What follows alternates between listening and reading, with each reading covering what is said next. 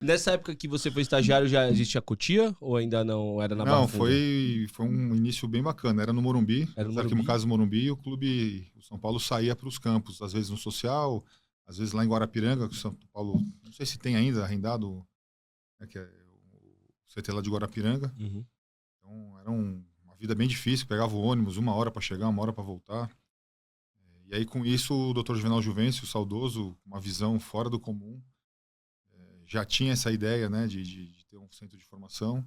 Com a vinda do professor Cilinho, outra pessoa formidável que eu trabalhei, Grande o Cilinho. Cilinho fez um documento, tem ele até hoje em casa, para o Dr. Marcelo Portugal Gouveia e para o Dr. Juvenal, que era editor de futebol, mostrando que o Oscar já tinha um centro de treinamento, o Paulo Sérgio, né, o próprio Careca, e o São Paulo, né, como sempre na vanguarda aí de revelação de talento, não tinha o dele, que tinha que fazer urgentemente. Então, com isso, São Paulo começou a buscar o terreno em Cotia e, ao mesmo tempo, alugou o Sportville, né, isso em 2002, 2003, e fez lá a categoria de base lá no Sportville, em Barueri, né, o centro de treinamento do Zé Roberto, enquanto buscava e construía o centro de treinamento em Cotia. Me recordo que o Dr. Gino achou um terreno, era um Aras, né, no passado, estava ali meio que falindo, comprou a R$ 8 um metro quadrado na época. R$ 8, cara. Que loucura. Desculpa se eu estiver equivocado, tem uma coisa a ver com o Pequeninos do Jockey também, não? Não, Porque eu lembro que o Pequeninos do São Paulo às Jockeys, vezes tinha uma... desde a minha época, o Pequeninos do Jockey sempre foi um núcleo parceiro do São Paulo. Isso mesmo. São Paulo, por muitos anos na nossa gestão, tinha um monitoramento de atletas e tinha núcleos, né, espalhados por São Paulo e pelo Brasil todo. São Paulo financiava e o Jockey, por um tempo, foi um núcleo desse que nos trazia os talentos diretamente. E vou pedir só pra você colocar um pouquinho o microfone perto de você. E, cara, você pegou todo esse processo de Cotia, né? Peguei. Como que foi essa implementação desse projeto? Porque na época foi completamente pioneiro, né, no Brasil. Eu não lembro se outro clube já tinha desse tamanho, nessa magnitude. E hoje em dia é um CT, sei lá quantos campos. Hotel. E um custo também muito alto pro clube, né? São 30 milhões por ano, mais ou menos, a conta que fizeram, pelo menos dos últimos balanços aí. Mas, cara, hotel, um atendimento. Um hotel 5 estrelas, né? Qual foi a ideia? O princípio era isso mesmo? E como que foi a implementação disso? Vocês sofreram alguma resistência dentro do clube? Não, porque foi algo pioneiro, né? Como o São Paulo sempre foi pioneiro nas ações, e o Dr. Juvenal, ele tinha essa cultura até da criação de cavalos dele, etc., de ter um centro de formação que você alimentasse, né, o atleta ali. É uma coisa que eu estudei muito até no meu MBA, aquela cultura da organização, né? A cultura organizacional.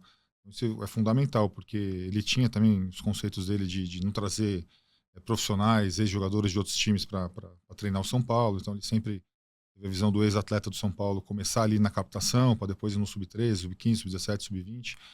Com isso também na nossa gestão a gente conseguiu colocar um curso interno ali para que esses novos treinadores, né?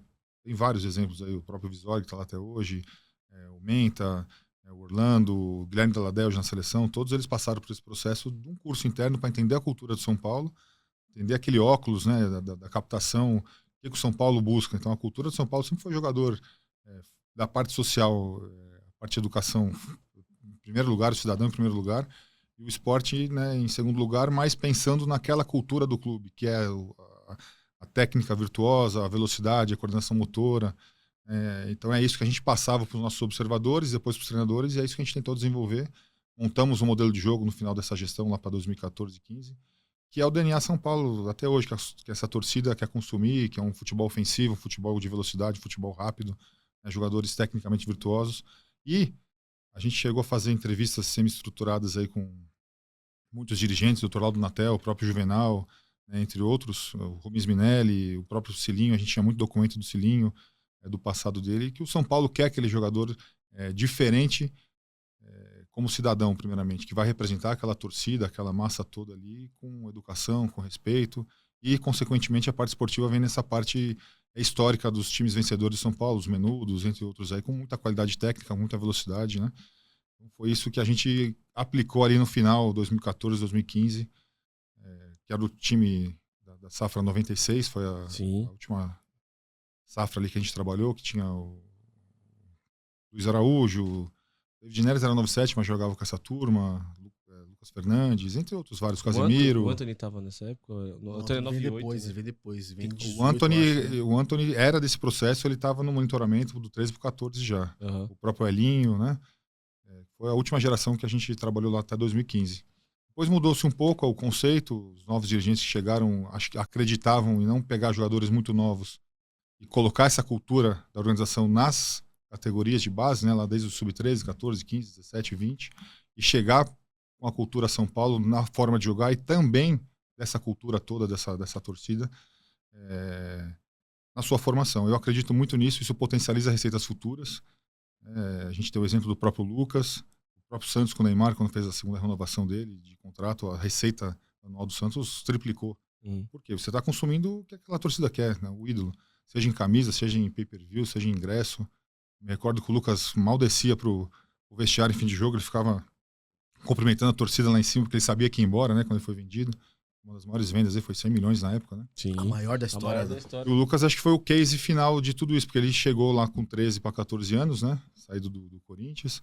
E ali o pai dele, a gente tem entrevista com o Lucas também desse trabalho que a gente fez, do pai dele, né? E o pai fala, pô, a coisa que mais me impressionou aqui no São Paulo é que o seu Geraldo, falecido, né? Que era o gerente na época, era o coordenador técnico, perguntou, aqui a gente se espelha no Kaká, no próprio Hernandes está começando, né? Primeiro cidadão, depois o esporte. O Lucas também dizia isso, e o Lucas tinha isso interno dele, né?